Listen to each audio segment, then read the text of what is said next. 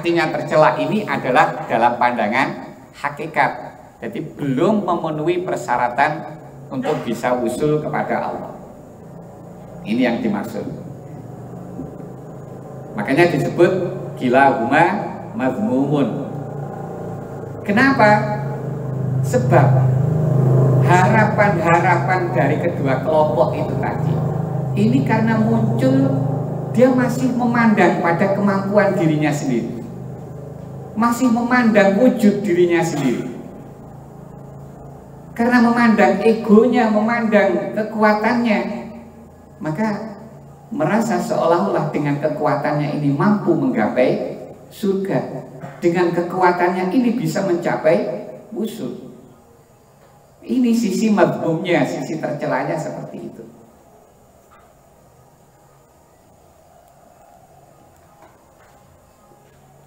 Min ru'yatin nafsi wa nisbatil a'mali ilaiha, sehingga merasa apa yang amal yang telah diperbuatnya itu semua itu adalah karena muncul dari kemampuannya sendiri, dari daya dan kemampuan pribadi, sehingga dianggap ini amal yang saya punya, ini amalku.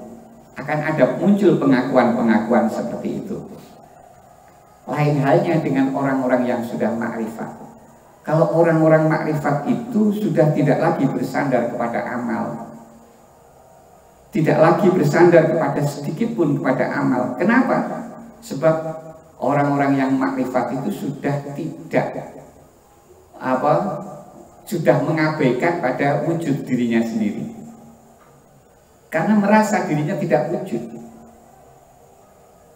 Nanti dalam hikmah berikutnya nanti akan kita pahami bahwa sejatinya yang wujud ini, dalam awal yang wujud ini hanya Allah. Yang lainnya itu tidak wujud sebenarnya. Manusia itu sebenarnya tidak wujud, makhluk-makhluk itu tidak wujud. Yang wujud hanya Allah. Hakikatnya seperti itu. Makanya orang yang makrifat itu juga begitu, sudah mengabaikan pada wujud dirinya sendiri, apalagi memandang pada kemampuan. Wujudnya sendiri saja sudah diabaikan, apalagi kemampuannya. Nah, cuman nanti orang yang makrifat ini nanti ada dua macam. Ada yang ahli makrifat yang masih istighraq di makom fana, sehingga mau benar-benar sudah tidak sadar pada dirinya sendiri, benar-benar tidak sadar. Makanya seperti halnya orang yang sudah gila. Itu kelompok yang pertama seperti itu. Dan nanti orang yang makrifat pada tingkat yang di atasnya lagi, ini yang sudah di makom baqo, yang dia kembali menyadari dirinya sendiri. Tetapi kesadaran yang kedua ini tidak sama dengan kesadaran yang pertama dulu. Kesadaran yang belum usul itu menyadari kemampuan dan kekuatan dirinya sendiri, menyadari wujud hakiki daripada dirinya sendiri. Tetapi kesadaran yang kedua ini, kesadarannya adalah karena dituntun oleh Allah. Bedanya memiliki ini yang sudah di makom baqo. Nah, biasanya yang di posisi makom baqo ini kebanyakan adalah mereka-mereka yang memang ditugasi oleh Allah untuk meneruskan perjuangan para utusan Allah, atau sebagai rasul diutus oleh Allah untuk menyampaikan apapun yang bersumber dari Allah. Makanya para nabi itu juga masih kenal dengan lingkungan, kenal dengan masyarakat, kenal dengan dirinya sendiri, tapi beliau tidak pernah lepas pandangannya kepada Allah. Para wali yang terjun berdakwah seperti Wali Songo itu juga menyadari jati dirinya, makanya mengenal masyarakat, mengenal lingkungan, sadar tentang wujudnya lingkungan, wujud dirinya sendiri. Tapi pandangan mereka, para wali, para utusan tadi, tidak pernah lepas dari menyaksikan Allah. Dalam segala hal selalu menyaksikan Allah.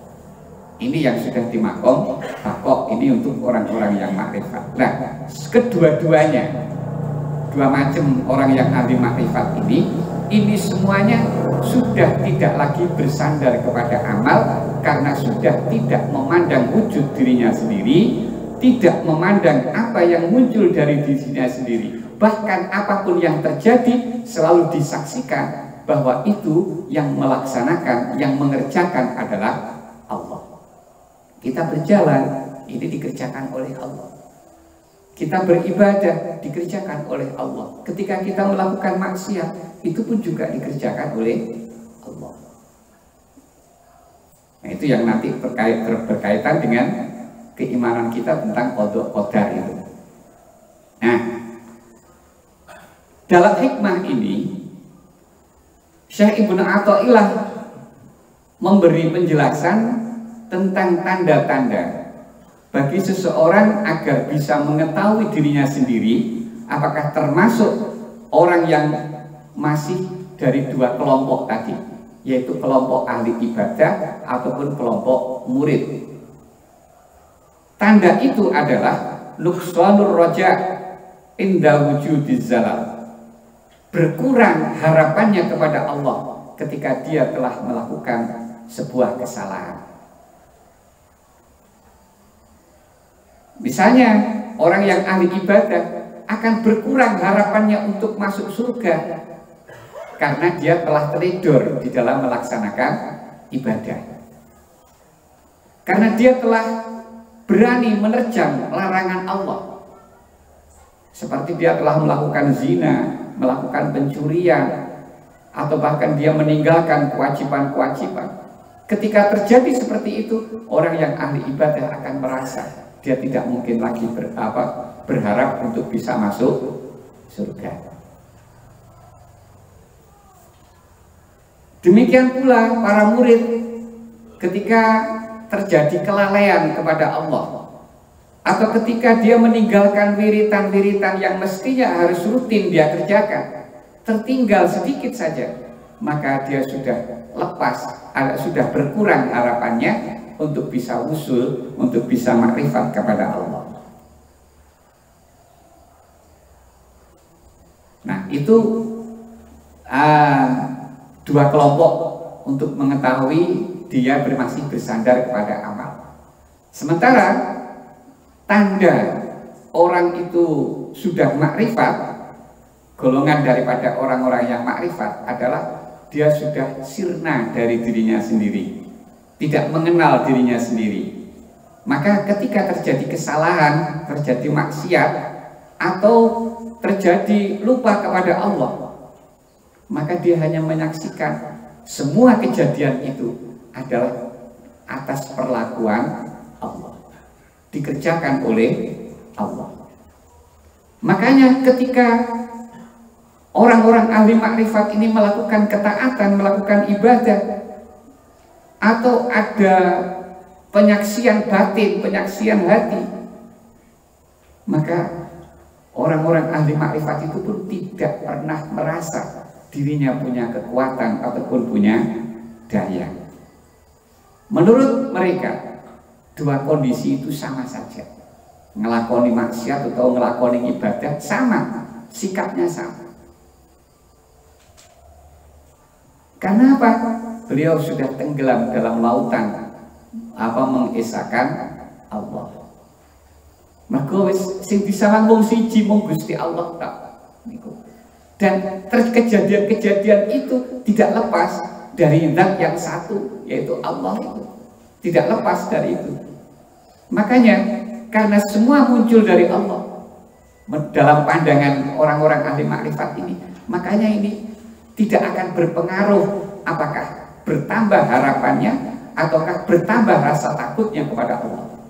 Tetap sama saja. Rasa takut dan rasa harapannya itu tetap sama saja.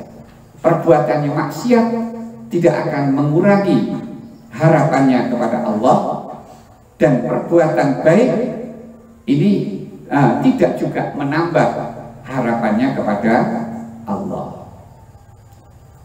Nah, orang yang belum menemukan tanda-tanda ini, tanda-tanda orang yang ahli makrifat, maka sikapnya bagaimana? Apakah terus diam putus asa? Tidak. Orang yang belum sampai ke sini maka harus terus berjuang untuk mengalahkan nafsunya. Bagaimana caranya? Dengan riyadhah, dengan berbagai macam latihan kerohanian, sampai dia wusul kepada Allah. Bisa juga dengan berbagai macam zikir, sehingga dia bisa wusul pada Allah, bisa sampai pada maqam makrifat. Nah, tujuan dari hikmah yang disampaikan oleh Syekh Ibnu Athaillah ini adalah untuk memberi semangat kepada salik, kepada orang yang berjalan untuk menuju datang Gusti Allah, biar semangat dan juga harapannya itu semakin tinggi, sehingga tidak lagi bersandar kepada apapun selain Allah. Bukan maksud daripada hikmah ini, bukan maksudnya agar kita tidak mau beramal, enggak. Bukan itu tujuannya. Makanya kalau nanti sampai memahami kalau begitu tidak perlu beramal, tidak salah ini. Kalau begitu tidak usah sholat lagi, salah ini ya.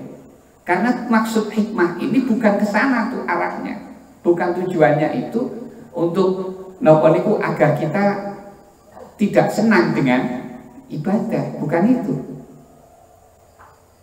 Sebab amal-amal itu adalah merupakan sabab-sabab yang bersifat adat, bersifat kebiasaan untuk bisa wusul. Ini sebab adinya seperti itu. Tapi kalau hakikinya wusul itu tidak lewat ini, tapi secara adat memang untuk bisa wusul dengan melakukan berbagai macam amal ini. Juga maksud dari hikmah ini bukan berarti meremehkan kepada amal. Sebab betapapun amal yang muncul dari kita ini adalah merupakan anugerah dari Allah, maka tidak layak untuk kita tolak. Sebagaimana yang dirasakan oleh orang-orang yang makrifat tadi, bahwa apapun yang muncul dari dirinya sendiri, ini dia merasa seolah-olah itu hanya sekedar tempat, ibaratnya hanya semacam kertas yang digambari. Maka mau digambar apa terserah yang gambar. Atau bisa kita ibaratkan seperti wayang, mau bergerak apa terserah sing dalang. Itu kalau pandangan orang yang ahli makrifat seperti itu. Nah, ini maksud dan tujuan daripada hikmah yang pertama ini. Oke, dan pengumuman. Sing pertama, masalah ganti fotokopi buku hasil bahsu niku 15.000 ganti fotokopi niku. Terus yang kedua, sedaya jamaah mangke sak badane ngaos niki sedaya dipun undang walimatul urus wonten dalemipun Pak Harsono. Nggih, mangke badhe ngaos niki sedaya. Kita lanjutkan membaca teks yang sudah tersedia. Hikmah yang pertama, tanda bersandar pada amal. Min alamatil i'timadi alal amali nuqsanur roja'i inda wujudiz zalal. Di antara tanda-tanda bersyukur pada amal adalah berkurangnya harapan tatkala terjadi kesalahan. Ilmu tasawuf adalah buah dari amal yang sah dan perilaku yang bersih. Amal adalah gerakan jasmani dan hati. Bila gerakannya sesuai dengan syariat, maka itu namanya taat. Dan bila bertentangan dengan syariat, maka itu namanya maksiat. Amal itu terbagi menjadi 3 macam: syariat, yang kedua thariqah, yang ketiga hakikat. Atau bisa kita klasifikasikan, satu Islam, dua iman, yang ketiga ihsan. Syariat adalah beribadah kepada Allah atau untuk memperbaiki perilaku lahir. Thariqah adalah menuju kepada Allah atau untuk memperbaiki hati. Sedangkan hakikat adalah menyaksikan Allah atau untuk memperbaiki batin atau jiwa. Memperbaiki gerak anggota lahir itu dengan 3 cara. Jadi yang syariat itu dengan 3 cara. Pertama dengan taubat, yang kedua takwa, dan yang ketiga adalah istiqomah. Kenapa didahului dengan taubat? Karena kita itu begitu terlahir itu sudah banyak kesalahan, walaupun itu belum tercatat karena kita belum balik. Baru mulai tercatat ketika kita sudah balik. Di awal kita balik itu pun sudah seringkali melakukan kesalahan. Makanya untuk bisa kita benar-benar bisa memperbaiki lahir kita, maka yaitu dengan diawali dengan taubat kita. Setelah taubat, maka diteruskan dengan takwa, terus istiqomah. Qalu rabbunallah tsumma istaqamu, itu. Kemudian memperbaiki hati itu juga dengan 3 hal. 1, ikhlas. 2, kesungguhan. Yang ketiga, tumakninah, ketenangan. Jadi nanti tasawuf itu akan berkisar di lingkaran ini, di lingkaran ini. Bagaimana kita menjadikan apapun yang kita lakukan ini adalah dengan keikhlasan. Kemudian dengan kesungguhan. Jadi berusaha benar-benar memerangi nafsu. Dan juga tumakninah, dengan tenang, dengan ketenangan. Sedangkan memperbaiki batin atau jiwa itu dengan 3 cara, yaitu muraqabah, pengawasan, yang kedua musyahadah, penyaksian, dan yang ketiga adalah makrifat. Memperbaiki perilaku lahir itu dengan menjauhi larangan dan mematuhi perintah Allah. Dan cara memperbaiki hati itu dengan membersihkan hati dari yang mengotorinya dan menghiasinya dengan berbagai macam keutamaan. Sedangkan cara memperbaiki jiwa itu dengan menghinakan dan mematahkannya, menghinakan jiwa dan mematahkan jiwa, hingga jiwanya menjadi bersih dan terlatih dengan adab, rendah hati, dan akhlak yang baik. Makanya kitab Imam Ghazali ini semua mengatur ke sana. Metode untuk melatih kita bagaimana bisa hatinya bersih sehingga lahiriahnya juga bersih. Hatinya benar sehingga lahiriahnya juga menjadi benar. Semua yang dikupas oleh Imam Ghazali dalam kitab Ihya-nya mengarahnya ke sana.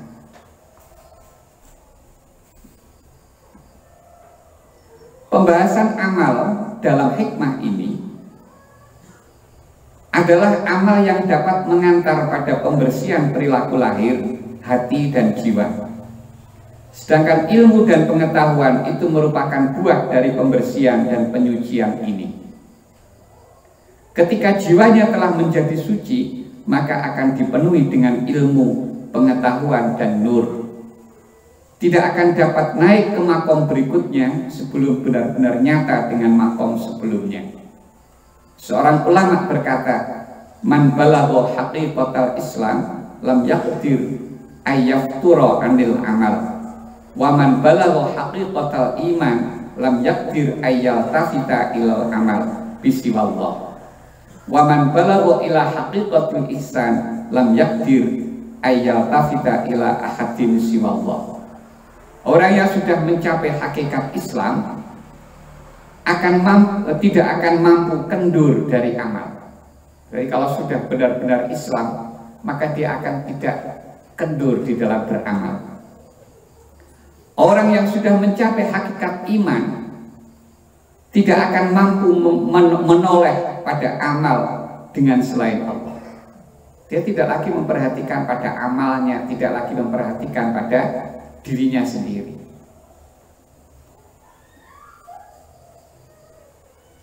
Dan orang yang sudah sampai pada hakikat ihsan tidak akan mampu menoleh pada siapapun selain Allah.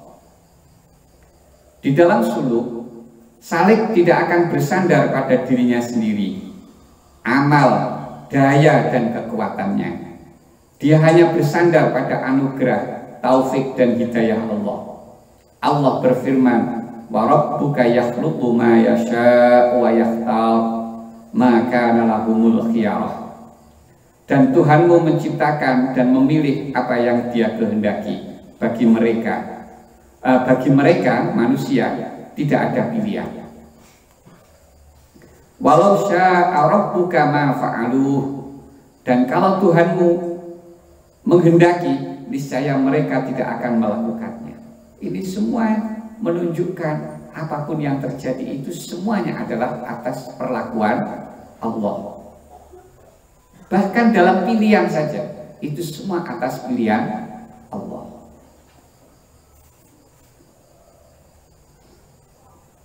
Walau sya'a rabbuka laja'alan nasa ummatan wahidah wala yazaluna mukhtalifin illa man rahima rabbuk. Dan jika Tuhanmu menghendaki, tentu Dia jadikan manusia umat yang satu. Tetapi mereka senantiasa berselisih pendapat, kecuali orang yang diberi rahmat oleh Tuhanmu. Gusti Allah mampu menjadikan manusia seluruhnya, dari semenjak awal sampai akhir semuanya beriman kepada Allah. Mampu sebenarnya. Tapi kenyataan oleh Allah dijadikan berbeda-beda. Ada yang beriman, ada yang ingkar. Ada yang Islam, ada yang kafir, dan seterusnya. Ada yang baik, ada yang buruk. Memang sudah sudah ditata yang sedemikian rupa oleh Allah. Dan apapun yang dikerjakan Allah selalu ada hikmah. Bahkan perbuatan yang paling kecil sekalipun pasti ada hikmahnya. Rasulullah bersabda, la yadkhula ahadukumul jannah bi amalihi. Qalu wala anta ya Rasulullah. Qala wala ana illa ayyataghammadani Allah bi rahmatih. Seseorang tidak akan dapat masuk surga disebabkan amalnya. Para sahabat bertanya, apakah juga termasuk engkau wahai Rasulullah? Beliau menjawab, termasuk juga aku, kecuali Allah melimpahkan rahmatnya kepadaku. Nah, niki hadis yang menjelaskan bahwa amal ini tidak bisa menjamin kita selamat dari siksa neraka, tidak bisa menjamin untuk bisa masuk surga. Bersandar pada diri sendiri merupakan tanda celaka dan kesengsaraan. Bersandar pada amal itu karena tidak ada kenyataan lenyap dari amalnya. Karena dia selalu masih melihat amal ini, apa yang dia kerjakan itu keluar dari dirinya sendiri. Maka selalu diklaim, iki amalku. Karena klaim itu muncul karena merasa dia punya kemampuan, merasa dia punya kekuatan. Bersandar kepada kekeramatan dan perilaku itu karena tidak bergaul dengan para sufi. Ada juga yang nanti sandarannya kepada keramatnya, pada karomah atau kharikul adahnya, yang bersandar dengan itu. Ini sama saja dengan itu tadi. Sama dengan yang bersandar dengan amal. Nah itu biasanya karena sering tidak bergaul dengan para sufi. Karena dalam arahan-arahan sufi, sebagaimana yang tertulis di berbagai macam kitab, itu karomah itu adalah hal yang lumrah, bukan hal yang istimewa, bukan hal yang aneh. Makanya jangan sampai kita terlena dengan karomah kita, dan jangan itu kita jadikan sebagai sandaran. Akan selalu begitu. Makanya kalau dia jauh dari para sufi, maka akan bisa terjerumus yang semacam itu. Bersandar kepada Allah itu karena nyata-nyata makrifat kepada Allah. Ini yang sejatinya bersandar kepada Allah. Walaupun kita sendiri yang belum sampai ke sana itu juga mengaku sandaran saya kepada Allah.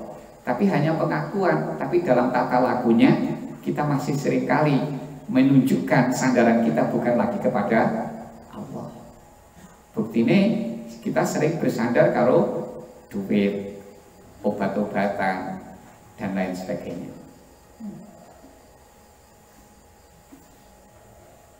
Tanda orang bersandar kepada Allah tidak akan berkurang pengharapannya ketika terjerumus pada kemaksiatan, juga tidak bertambah ketika melakukan kebaikan. Ketakutannya tidak bertambah besar ketika terjadi kealpaan darinya, sebagaimana pengharapannya tidak bertambah besar ketika muncul kesadarannya. Selamanya rasa takut dan harapannya selalu seimbang, sebab ketakutannya tumbuh dari menyaksikan keagungan Allah, harapannya tumbuh dari menyaksikan keindahan Allah. Padahal keagungan dan keindahan Allah tidak akan pernah berubah, tidak akan bertambah dan tidak akan berkurang. Begitu pula apapun yang tumbuh dari keduanya. Sifat Allah itu selamanya juga akan selalu seperti itu, selalu tidak akan berubah. Dan apapun yang ada pada zat Allah juga tidak akan berubah, termasuk sifat-sifatnya, sifat agungnya. Kenyamanan itu tidak akan pernah ada kecuali setelah melewati kesulitan, dan kemenangan itu tidak akan pernah tergapai kecuali dengan perjuangan. Ini dalam pandangan awam, ya. Akan tetapi tampak terjadi iskal ketika memperhatikan firman Allah dan sabda Rasulullah. Firman Allah, udkhulul jannata bima kuntum ta'malun. Masuklah ke dalam surga karena apa yang telah kamu kerjakan. Nah. Terus sing hadis sabda Rasulullah, la yadkhula ahadukumul jannah bi amalihi. Seseorang dari kalian tidak akan masuk surga sebab amalnya. Al-hadis. Jawaban dari kemuskilan ini adalah bahwa Al-Quran dan hadis itu keduanya hadir di antara syariat dan hakikat. Dalam satu hal, di suatu tempat terkadang keduanya hadir di ranah syariat, dan di tempat yang lain hadir di ranah hakikat. Dalam satu permasalahan, terkadang Al-Quran hadir di ranah syariat dan hadis hadir di ranah hakikat. Atau terjadi sebaliknya. Jadi hadisnya yang di ranah syariat, Al-Qurannya di ranah hakikat. Posisi Rasulullah hadir untuk menjelaskan apa yang telah diturunkan Allah kepadanya. Sebagaimana firman Allah, wa anzalna ilaika dzikra litubayyina lin-nasi ma nuzzila ilaihim. Dan kami turunkan al-dzikr, Al-Quran kepadamu agar engkau menerangkan kepada manusia apa yang telah diturunkan kepada mereka. Maka firman Allah dalam surat An-Nahl ayat 32 di atas yang menyatakan orang masuk surga karena amalnya nih, yang menjelaskan seseorang masuk surga karena amalnya hadir dalam ranah syariat. Sedangkan sabda Rasulullah yang menjelaskan seseorang tidak bisa masuk surga sebab amalnya hadir dalam ranah hakikat. Begitu pula firman Allah, wa ma tasya'una illa ayyasha Allah. Tetapi kamu tidak mampu menempuh jalan itu kecuali apabila dikehendaki Allah. Juga ayat ini, idza hamma, ayat ini hadir dalam ranah hakikat. Sedangkan sabda Rasulullah hadir dalam syariat. Ini yang searah, tapi yang Al-Quran niki dalam ranah hakikat, terus hadis dalam ranah syariat. Idza hamma ahadukum bihasanatin kutibat lahu hasanatan. Ketika seseorang berniat melakukan satu kebaikan, maka hal itu ditulis satu kebaikan untuknya. Ketika hanya niat kebaikan saja, itu sudah tercatat satu kebaikan. Nah, padahal niat ini kan kehendak. Padahal kita tidak punya kehendak, yang punya kehendak adalah Allah. Makanya hadis ini masuk pada ranah syariatnya, kemudian dalam Al-Quran, dalam ayat tadi itu masuk dalam ranah hakikatnya.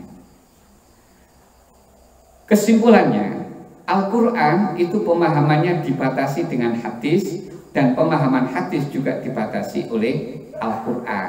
Makanya nanti kalau dalam usul fiqh ada istilah nasikh mansukh, ada istilah muqayyad mutlak, dan lain sebagainya. Ini terkait dengan Al-Quran dan hadis ini juga. Penjelasan dalam Al-Quran diperjelas dalam hadis, atau dalam hadis ini dijelaskan di dalam Al-Quran. Kewajiban bagi manusia itu memiliki dua mata. Yang satu untuk memandang pada sisi hakikat, dan yang lain memandang pada sisi syariat. Ketika ditemukan Al-Quran di suatu tempat hadir dalam ranah syariat, maka di tempat yang lain hadir di ranah hakikat. Atau hadis Rasulullah yang hadir di ranah hakikat. Demikian pula ketika hadis di satu tempat hadir dalam ranah syariat, maka pasti di tempat lain akan hadir di ranah hakikat. Atau Al-Quran yang akan hadir di ranah hakikat. Dengan demikian tidak muskil lagi bahwa antara ayat di atas dan hadis tidak ada pemahaman yang bertentangan. Kemuskilan di atas juga dapat dijawab dengan argumentasi bahwa ketika Allah mengajak manusia bertauhid, mengisahkan Allah dan patuh taat, mereka tentu tidak akan mau memasuki tauhid tanpa ada sesuatu yang diharapkan. Nah, niki wau ngamale kudu diming-iming dhisik niku. Maka kemudian Allah menjanjikan kepada mereka akan menerima balasan atas amalnya, diberi balasan surga asal kalian mau beramal. Selanjutnya, ketika kaki mereka telah kokoh menapak dalam Islam, maka Rasulullah menuntun mereka untuk keluar dari sikapnya semula.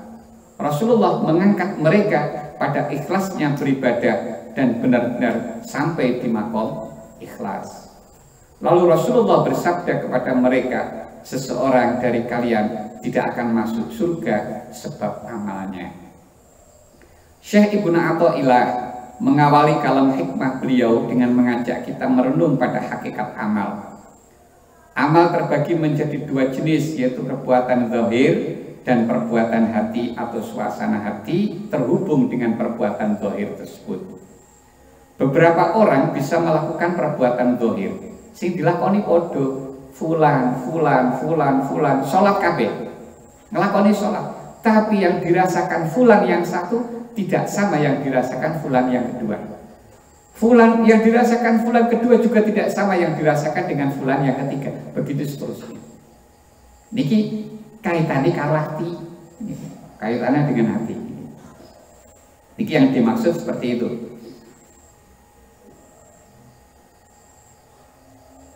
Beberapa orang bisa melakukan perbuatan zahir yang serupa, tetapi suasana hati yang terhubung dengan perbuatan zahir itu tidak serupa. Berbekasnya amalan zahir pada hati berbeda antara satu orang dengan orang yang lain. Enek wong bar sholat terasa tenteram, nyaman. Tapi ada juga orang yang setelah sholat panggah susah.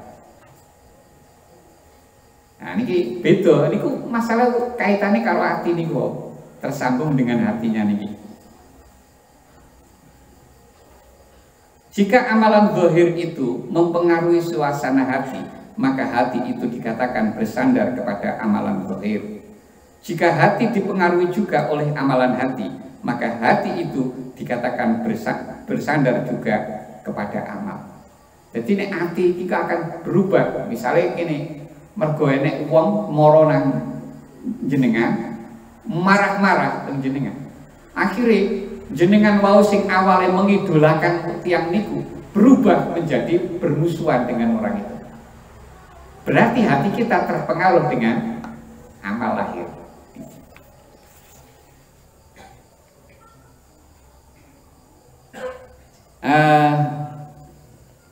Jika amalan zahir itu mempengaruhi suasana hati, maka hati itu dikatakan bersandar kepada amalan zahir. Jika hati dipengaruhi juga oleh amalan hati, maka hati itu dikatakan bersandar juga kepada amal, sekalipun itu adalah amalan batin. Ya, seperti ini. Hati kita yang merasa susah karena hati kita sedang memikirkan tanggungan-tanggungan hutang, tugas-tugas yang belum terlaksana, dan seterusnya. Sehingga ini akan membawa suasana hati menjadi tidak nyaman. Hati yang bebas daripada bersandar kepada amal, baik pada amal zahir atau amal batin, adalah hati yang menghadap kepada Allah dan meletakkan sandarannya kepadanya tanpa membawa sebuah amal zahir atau batin, serta menyerah sepenuhnya kepada Allah tanpa sebuah takwil atau tuntutan. Hati yang demikian tidak menjadikan amalnya zahir dan batin, walaupun banyak, menjadi perantara antara dirinya dengan Tuhannya. Orang yang seperti ini tidak membatasi kekuasaan dan kemurahan Tuhan untuk tunduk kepada perbuatan manusia. Allah yang maha berdiri sendiri, qiyamuh binafsi, berbuat sesuatu menurut kehendaknya tanpa dipengaruhi oleh siapapun dan sesuatu pun. Apa saja yang mengenai Allah adalah